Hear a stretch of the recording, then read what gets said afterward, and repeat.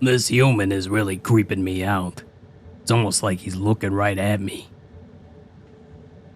I am looking right at you. And the demon nearly jumped out of his skin. Wait. You can see me? Yeah, can't everybody? Not unless they're in the 5th dimension. Am I in the 5th dimension? Your mind must have slipped over here by mistake. What were you thinking about right before you saw me? And I thought for a moment, and then I grinned. Trains? Oh, well, trains are the link between our dimensions. I guess your mind must have just wandered over there. Either that, or you're going crazy. Well, I certainly hope that I'm not going crazy. Being crazy is a good thing in the 5th dimension. So, do you have subway lines in the 5th dimension?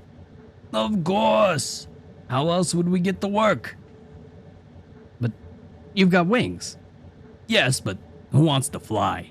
Taking the train is so much faster. And if I fly to work, I'm all sweaty when I get there. You know, it's not pleasant.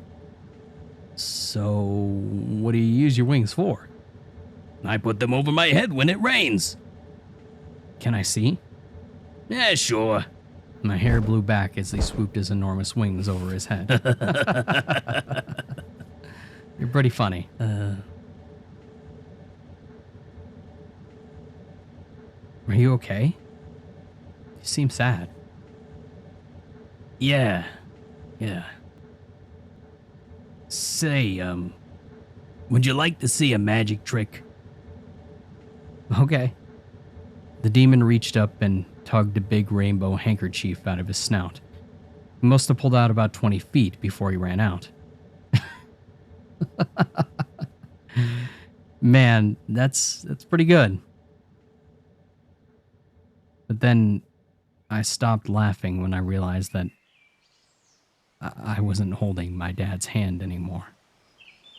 And I looked around and I saw that the subway station had disappeared, replaced by flowing green meadows that were full of old trains. I can't see the subway station anymore. That's okay. Sometimes it's better to see what isn't there instead of what is. What do you mean? Sometimes when I'm bored or sad, my mind slips off to the 3rd dimension and I see people like you. That's funny. Can you go to other dimensions too? But the demon didn't answer. He just looked up at the sky. It started to rain, he said, whooshing his wings up over his head. And warm droplets of rain hit my face. Can I get under your wings with you? Not now. You've got to go home. And the world began to shimmer and flow together like different shades of green and gold paint, spinning around faster and faster into circles. And I started to feel a little sick, and so I closed my eyes. The world stopped spinning, but warm droplets of water still fell on my face. And I opened my eyes and I saw my mom crying over me, but I didn't see my dad.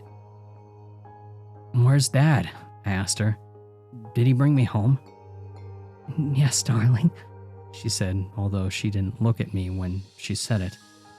"He brought you home and then he had to go away." "Oh. Will he be back?" "I don't know," she said. My dad never did come back. And it was years before I found out the truth. He had killed himself that day. That morning, he had written a note to my mother explaining that he intended to bring me along and step in front of a train with me. My mother found it when she got home from work and called the police. But it was too late to stop my father. The witnesses say that just before he jumped, I pulled away from his hand and ran off, fainting right after. But one of the witnesses, a little boy around my age, said that he saw something take my hand and lead me away from the speeding train.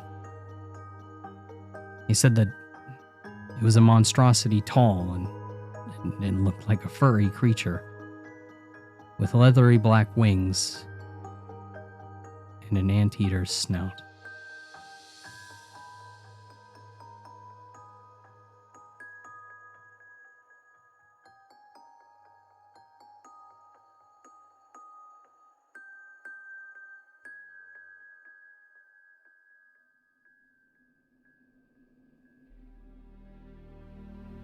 I am the ancient. I am the land. My beginnings are lost in the darkness of the past. I was a warrior. I was good and just. And I thundered across the land like the wrath of a just god. But the war years and the killing years wore down my soul as the wind wears stone into sand. All goodness slipped from my life. And I found my youth and strength gone. And all I had left was death. My army settled in the valley of Barovia and took power over the people in the name of the Morning Lord, but with none of the Morning Lord's grace or justice. And I called for my family, long unseated from their ancient thrones, and brought them here to settle in the castle Ravenloft. They came with a younger brother of mine, Sergei. He was handsome and youthful, and I hated him for both. From the families of the valleys, one spirit shone above all others, a rare beauty who was called perfection, joy, and a treasure. Her name was Tatiana, and I longed for her to be mine. I loved her with all of my heart. I loved her for her youth. I loved her for her joy. But she spurned me. Old One was my name to her.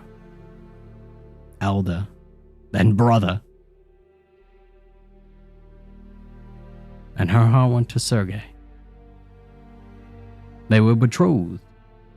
The date was set. And with words she called me brother, but when I looked into her eyes, they reflected another name. Death. It was the death of the aged that she saw in me. She loved her youth and enjoyed it, but I had squandered mine in war and conquest. The death that she saw in me turned her from me. And so I came to hate death. My death. My hate is very strong, and I would not be called death so soon. And I made a pact of blood. And on the day of the wedding, I killed Sergei, my brother. And my pact was sealed with his life's blood. And I found Tatiana weeping in the garden east of the chapel. And she fled from me. She would not hear my words. A great anger swelled within me. She had to understand the pact that I made for her. I pursued her. Finally, in despair, she flung herself from the walls of Castle Ravenloft. And I watched everything that I ever loved fall from my grasp forever. It was 1,000 feet through the mist. No trace of her was ever found. Not even I know her final fate. Arrows from turncoat castle guards pierced me in my soul, but I did not die. nor did I live. I became undead forever. And I have studied much since then. Vampire is my new name. I still lust for life and youth, and I curse the living that took them from me. And even the sun is against me. It is the sun and the light that I fear the most. But little else can harm me now. Even a stake through my heart does not kill me, though it holds me from movement.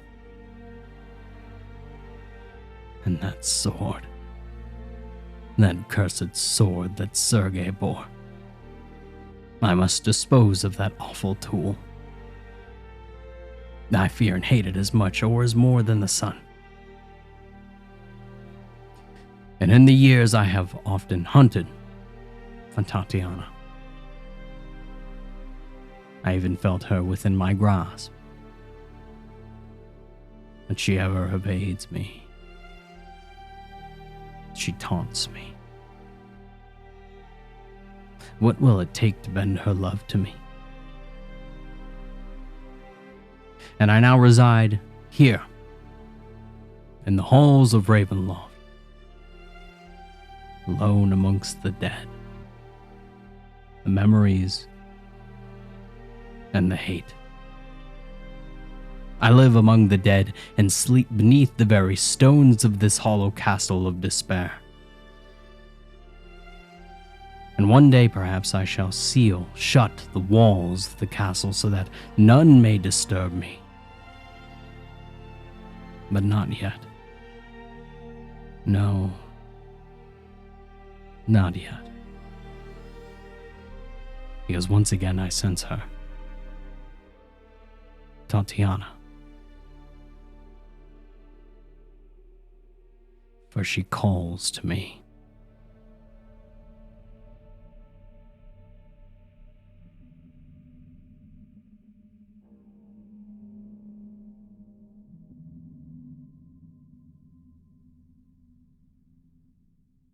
Where do I start with this? He won't tell me. So I suppose I'll start at the beginning. It's probably a good place to start as any. I'm a bibliophile. I love books. I love reading and I love collecting books. Or at least I used to. It's changed now, of course. I joined a group.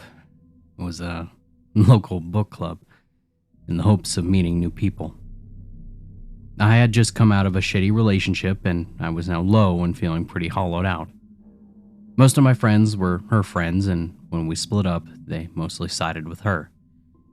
So I was single and friendless. So I thought I'd start over, make a new circle.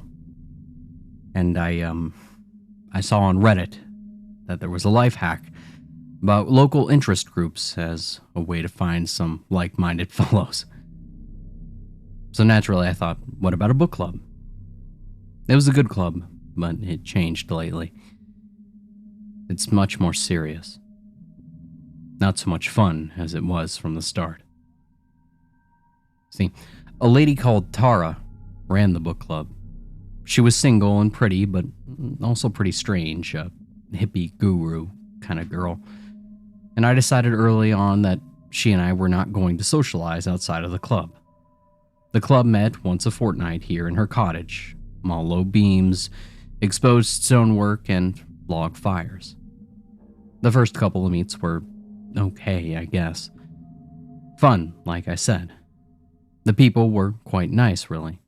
Each session that we took turns to bring a book in that we intended to read.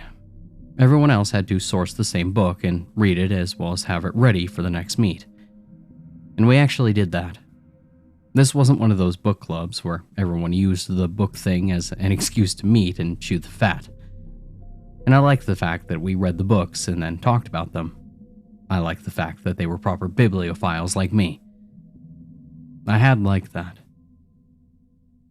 But I don't like it now. It was a happier time. And it's so dark now. And not at all like it was. Yes.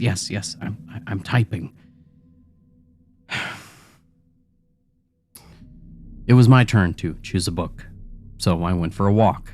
I popped into a flea market bookstore, a place that I hadn't been to before. It was musty, just like I like it. Downstairs was local history, upstairs was fiction, hobbies, and children's literature. And the staircase between floors was open plan and turned into a corner halfway. Here was a half landing and a bookcase marked Esoteria. Now, I have a look. Weird books about mysteries, magic, and miracles. I pick up an Eric von Daniken, Ancient Aliens. I decide to make this book the club's next read. Before leaving, my eye falls on something poking out from under the bookcase, and I pull out this old, crusty tome, leather-bound and cracked. I loved this kind of thing, so I peeled it open to find I'm reading a black magic guide, and I buy the book. £50 each. Dog-eared and old, and just the way I liked it. The next book club session is next evening, and I take out the Von Daniken. This is our next read, and of course I get some groans. The old tome is in my bag, and Steve spots it. Hey, what's that? And I share the tome around, and everyone has a look. It raises some eyebrows, especially when Steve turns to the back and unfolds a Ouija board, which I hadn't noticed at first. It's printed on the back cover, which is bifold. What's this? Steve asks, and he shows me and the others.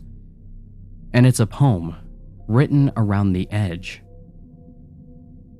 Dost thou seek the mummer man, lurking in the grim-crack land? What a gawk, that son of Pan. Let's haul him forth, let's drag him down. Let's speak together, this Timbros clan, hauling forth the mummer man. Let's say together that bacchanal, hoy, hoy, 2, 3, round and round. All fingers now upon the planchette. Speak again with voices dulcet. Mummer man, we call you, lad.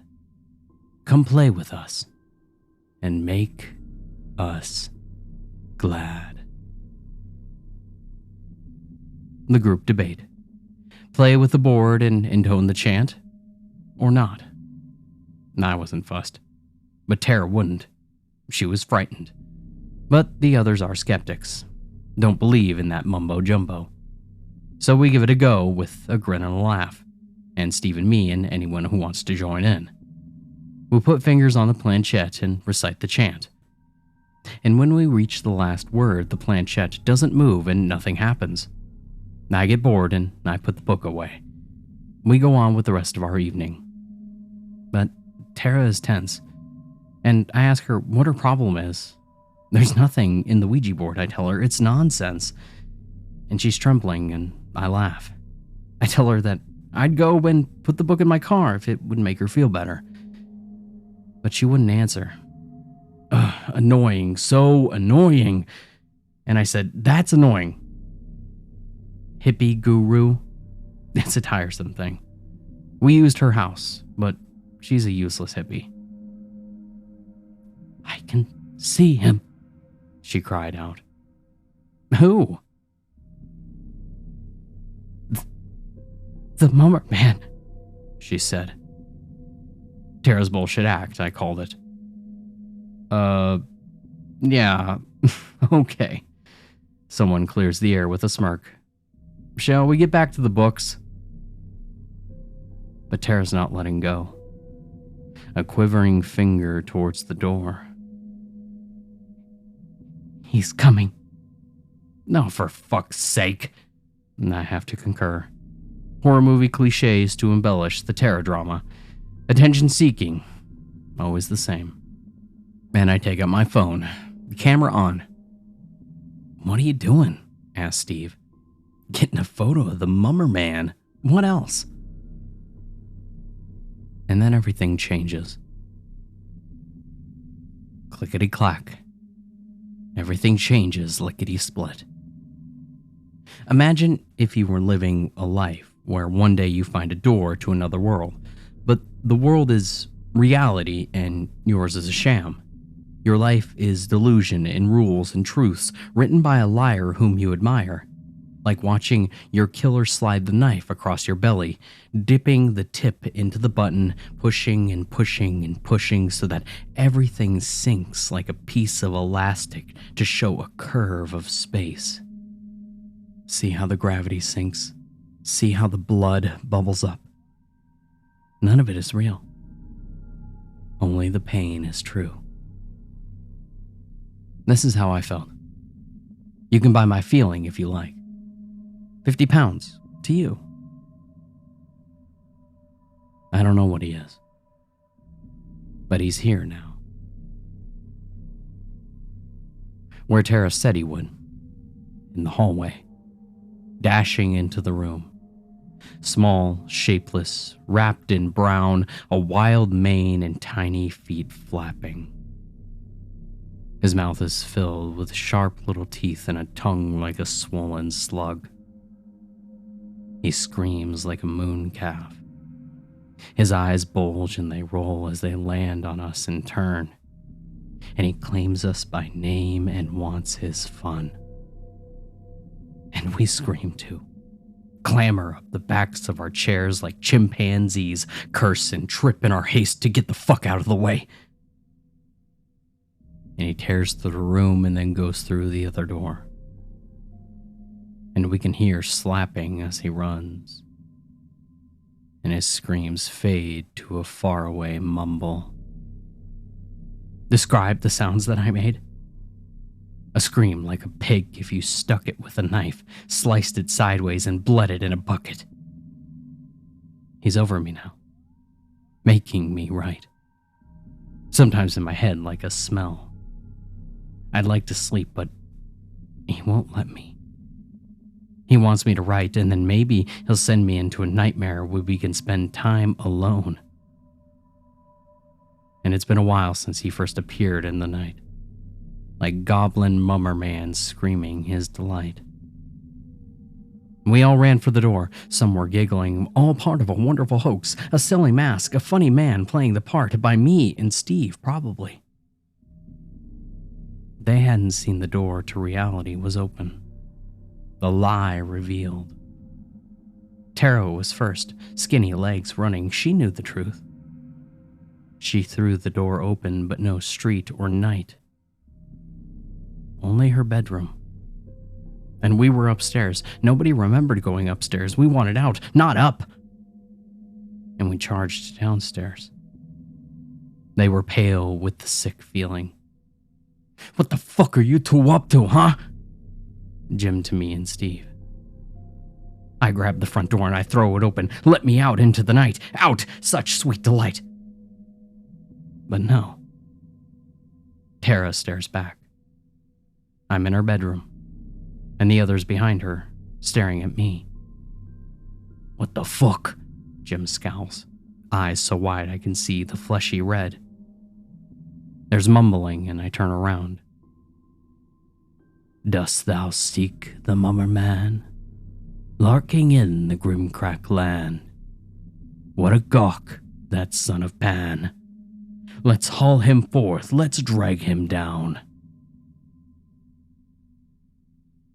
I'm in the living room at Tara's house writing, and it is very dark and cold.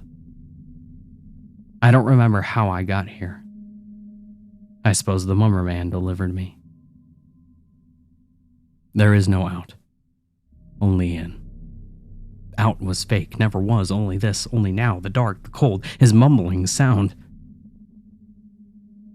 There's Tara in the corner, rocking like a bobbin. He said that she looked like wood and pushed it down into her throat.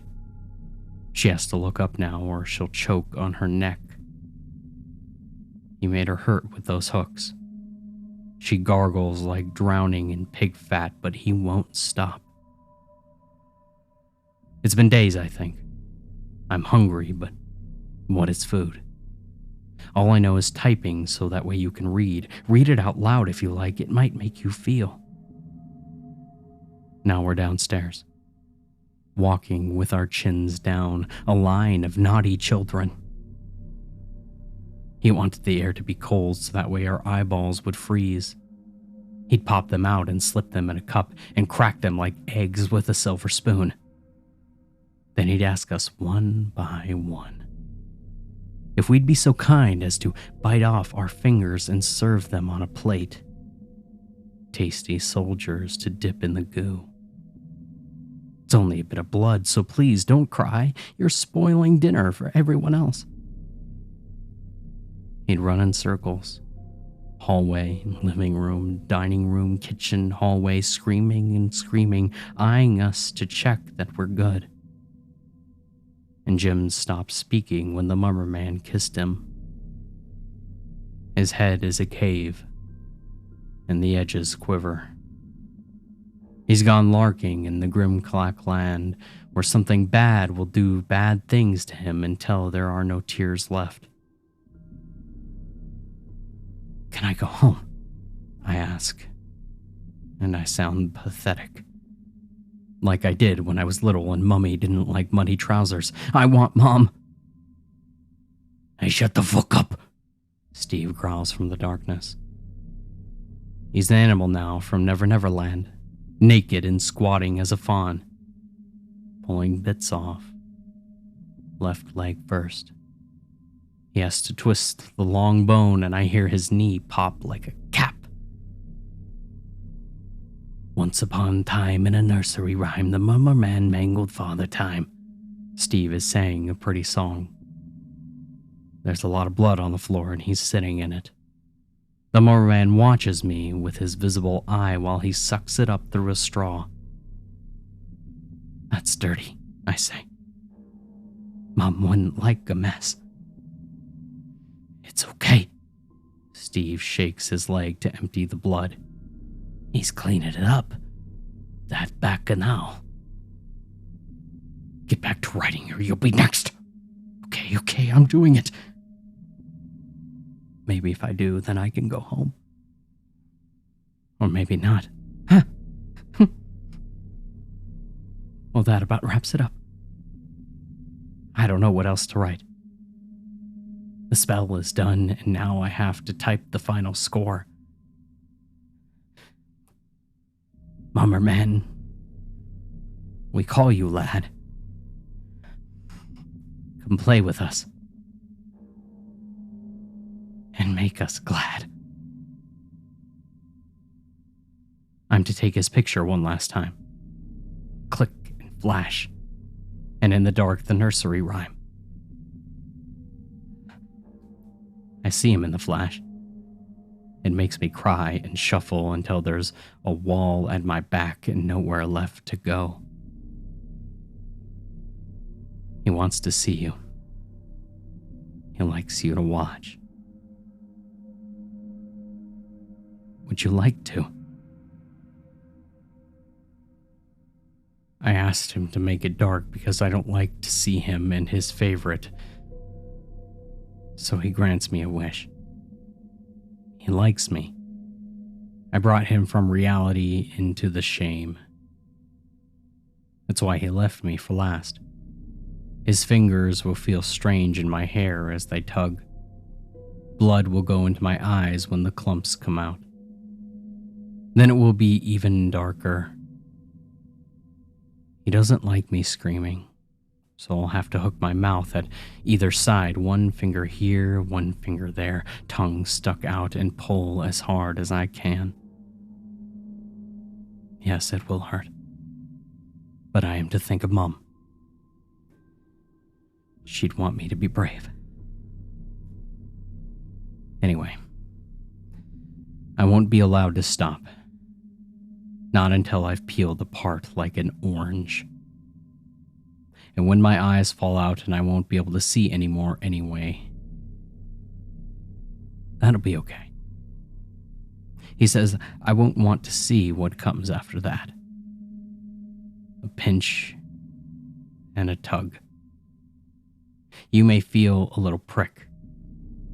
He wants to do something with my jawbone. He's making a sculpture. He says that he needs it for the coup de grace. And I'm to feel it when it's finished. He lets me keep my fingers for typing and feeling and holding up my tongue. I have to go. No more typing. The book club has changed lately. It's terribly serious all of a sudden and not at all fun. And I hope that you don't read this. I don't think much good will come of it.